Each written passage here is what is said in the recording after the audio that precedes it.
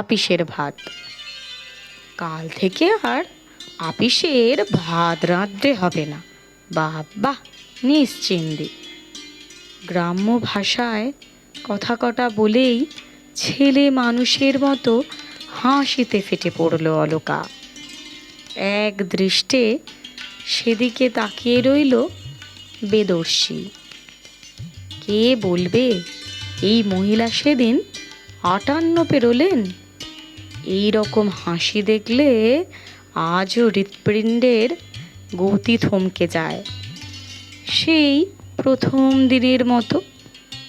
বয়স যতই বাড়ুক, এমন ছেলে মানুষই হাসি যেন কখনো ম্লান না হয়। কলেজের ফ্রেশার্সে কাঁচা হলুদ রঙের সালোয়ার কামিজে যখন হলে এসে দাঁড়িয়েছিলেন অলকা, বেদর্শীর মনে হয়েছিল আজ বুঝি সময় থমকে গেছে। পদ্মতুল্য মুখে সাপের ফণার মতো কুঞ্চিত কেশদাম, পাতলা গোলাপি ঠোঁট, কাজল রহস্য মেখেছে চোখ। সব মিলিয়ে মনে হয় এ শহরের বুকে এমন সুন্দর মেয়ে কোত্থেকে এলো। প্রাণহীন শহর যেন উজ্জ্বল ঝর্ণার স্পর্শে ফিরে পেল প্রাণ। বাগদেবী যদি শাড়ি না পরে সালোয়ার পরে সামনে আসতেন, তবে বুঝি এমনই অসামান্যা দেখতে লাগতেন। পাশে দাঁড়ানো কুন্তল আর চোখে মেপে ভুরু নাচিয়ে বলেছিল, বাবা নয়ন সমুদ্রে পুরো তো ডুবে গেছিস মনে হচ্ছে, দাঁড়া তোর জন্য একটু ব্যবস্থা করে দিই, নইলে পরে গোটা কলেজ জুড়ে তুই তো দেবদাস হয়ে ঘুরে বেড়াবি। পারোকে ভুলতে গিয়ে কোথায় কোন চন্দ্রমুখীর ঘরে পড়ে থাকবি। তখন কাকুর কাছে আমাদের জবাবদিহি করতে হবে। ওসব ঝামেলা বাবা চলবে না। বেদর্শী আর চোখে একবার হলুদ সালোয়ারের দিকে তাকালো। এই সৌন্দর্য স্নিগ্ধতা ছড়ায় মাটির প্রদীপে জ্বলতে থাকা আলোর চারপাশের বলয়ের মতো। কিন্তু কুন্তল যে এমন মারাত্মক এক কাণ্ড করে বসবে স্বপ্নেও ভাবতে পারেনি বেদর্শী। এমনকি অলকা যখন হলুদ সালোয়ারের ওড়না সামনে এসে দাঁড়ালো, তখনও নয়। যাকে বিনম্র লজ্জাশীলা ভেবেছিলেন, সেদিন সোজা অতগুলো নতুন পুরনো ছেলেমেয়ের সামনে হাঁটু গেড়ে বসে স্মার্টলি বলেছিল, হাতটা দেবেন প্লিজ। হতভম্ব হয়ে গিয়েছিল বেদর্শী।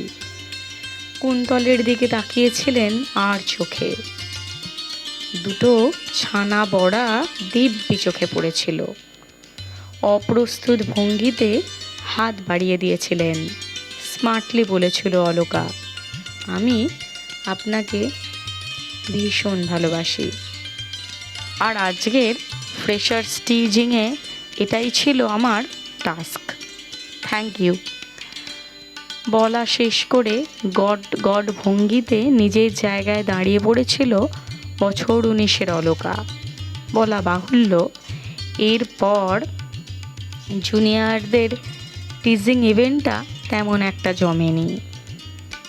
সিনিয়রদের মধ্যে এই নিয়ে কয়েকবার বাকবিতণ্ডাও হয়েছে, কিন্তু অলকা বেদর্শীর প্রেমটা কয়েক মাসের মধ্যেই জমে গেছিল। ময়দান, ভিক্টোরিয়া, সেন্ট্রাল পার্ক, মিউজিয়াম কিচ্ছু বাদ দেননি। লম্বা লম্বা চিঠি এনতার লিখতেন। কালো রিসিভার কানে লাগিয়ে বসে থাকতেন ঘন্টার পর ঘন্টা। তখন কোথায় চ্যাট, কোথায় মোবাইলে নিভৃত আলাপ। নিভৃত খুঁজতে ট্রেনে চেপে শহর ছেড়ে পালাতে হতো। নদীর ধারে হাত ধরাধরি করে বসে থাকতো চুপচাপ। এসব কিছুর মধ্যেও কুন্তল কিন্তু ঘটকালির ফি নিতে ভোলেনি।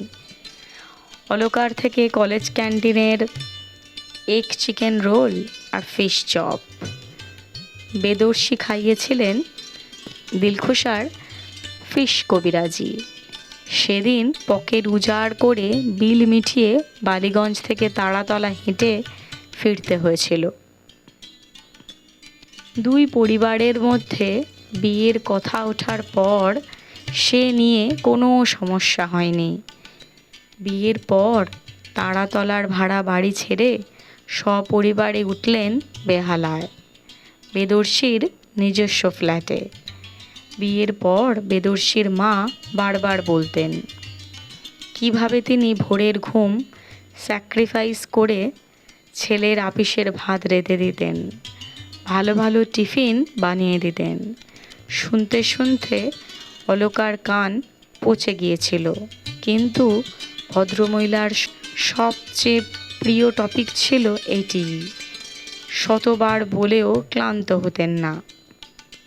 আপিসের ভাতের প্রসঙ্গ একবার শুরু হলে ভদ্রমহিলা অনর্গল বকে যেতেন।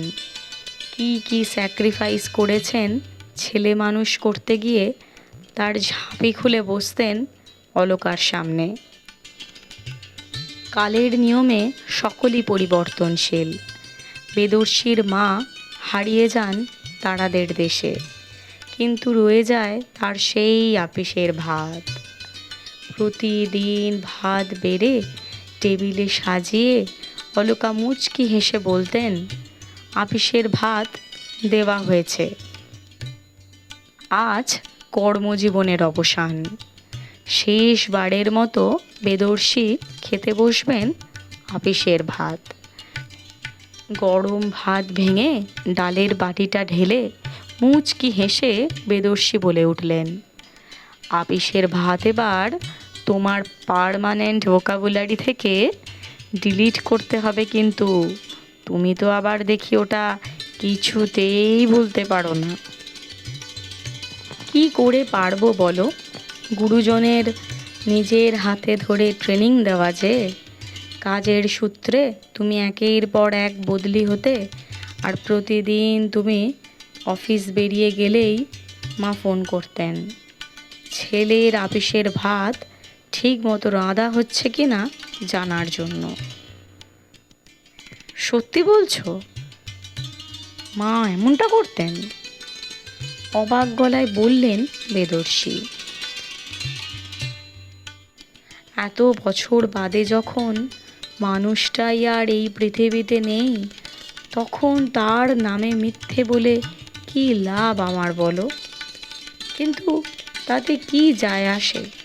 মানুষটা আদতে খুব ভালো ছিলেন। যে কদিন একসঙ্গে থেকেছি দেখেছি তো, ভীষণ রকম কেয়ার নিতেন। আপিসের ভাত ওর একটা অবসেশন ছিল। তুমি, আমি, আমরা সবাই কি কিছু না কিছু নিয়ে অবসেসড নই? এভাবে তো কখনো ভেবে দেখিনি। আইবুড়ো বেলাতেও বেশ কয়েকবার শুনেছি আর হেসেছি। কে বলতে পারে এই ভাত রাধা নিয়ে মা অ্যাংজাইটিতে ভুগত না? হয়তো তখন একজন মনোরোগ বিশেষজ্ঞ দেখালে এই সমস্যাটা বাড়ত না। আর এত ভেবেচিন্তে কী লাভ?